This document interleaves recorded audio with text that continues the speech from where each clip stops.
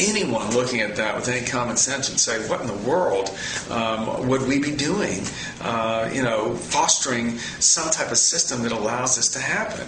Everybody knows America is built on the rights of free expression, the rights to practice your faith, but come on. That's his argument. That's Congressman Eric Cantor's argument against a mosque being built near the site of the 9/11 attacks in Lower Manhattan. Everybody knows America's built on the rights of free expression, the rights to practice your faith. That part of the argument makes sense so far, right? America's built on freedom of expression and religious freedom. So, First Amendment, right, over there, this makes sense so far. Everybody knows America's built on freedom of expression and religious freedom.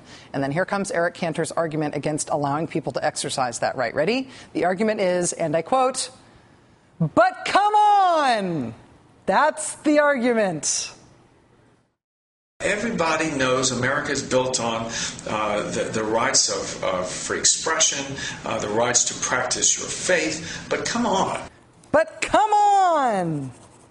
Congressman Eric Cantor is the number 2 Republican in the House. He's often described as one of the smart guys, one of the bright lights of the Republican caucus in Washington. In adding his 2 cents to the reasoning against a mosque being built in Lower Manhattan, Congressman Cantor is perhaps choosing to keep his bright light under a bushel. Because, come on, is not that great an argument. The Anti-Defamation League surprised everyone this month when it made essentially the same come on argument against the downtown mosque. Quote, "Proponents of the Islamic Center may have every right to build at this site, but ultimately this is not a question of rights." The Anti-Defamation League, which has a record in the past of defending religious freedom for all sorts of people, has decided in this case that even if they have to grudgingly concede that Muslims may have a religious freedom to build a house of worship in New York City, the ADL says they do not want Muslims to exercise that right.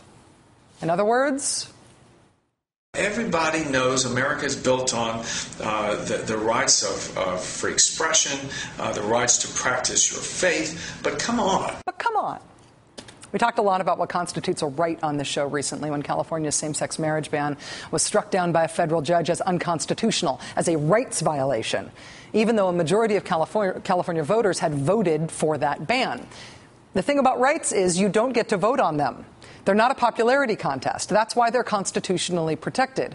We don't only protect the right to equal protection under the law for equal treatment that a majority votes yes on. We don't only protect speech or religious observances that everyone feels comfortable with. Rights are inalienable. They have a rock-solid protection in American law, specifically to protect from infringement the rights that we have that other people out.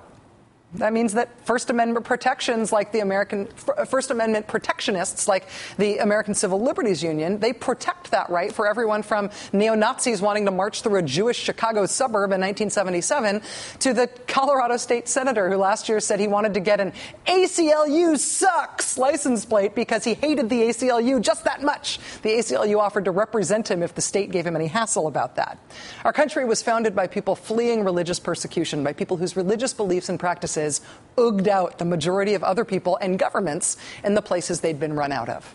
Because of that, the Founding Fathers set up this genius rock-solid system in which the government would stay out of people's religious practice, neither helping nor hurting. It's your own private business, and religion would stay out of government. Congress shall make no law respecting an establishment of religion or prohibiting the free exercise thereof. If you are an American, that means your religious practice, whatever it is your own business to be freely pursued on your own terms as long as it doesn't impinge on anyone else's rights. And I'm sorry, but no one has the right to be protected from feeling ooged out. But come on. Come on. That does it for us tonight. Countdown with Keith Olbermann. Come on! Starts right now.